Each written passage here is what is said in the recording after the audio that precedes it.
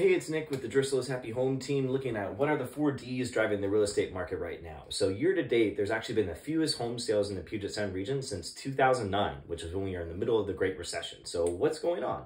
Well, the reason right now we have limited supply is that according to Goldman Sachs, as of March of this year, over 99% of borrowers had a mortgage rate under 6%.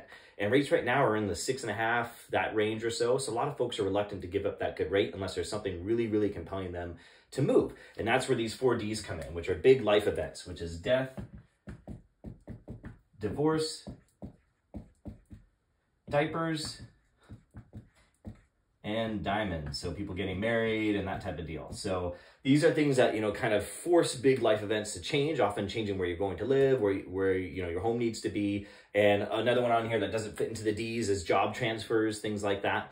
And so because of the rate reluctance, you have a lot of folks that are only moving because they really have to versus the folks that wanted to. And a lot of those people made those moves during the pandemic era when money was everywhere and it was cheap to get. So who are the winners and losers right now? So the winners are baby boomers.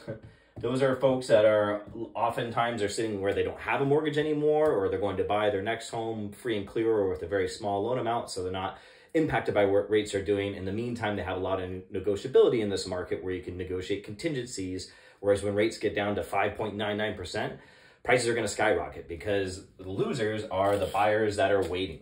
And that is because home prices have already gone up $120,000 this year. They're up over 10% year to date. And that's with rates where they already are. So when rates come down to 5.99, demand's going to skyrocket. Supply is going to get even tighter. And so if you buy now, you have the opportunity to negotiate, and then you can always refinance the rate lower when rates do come down.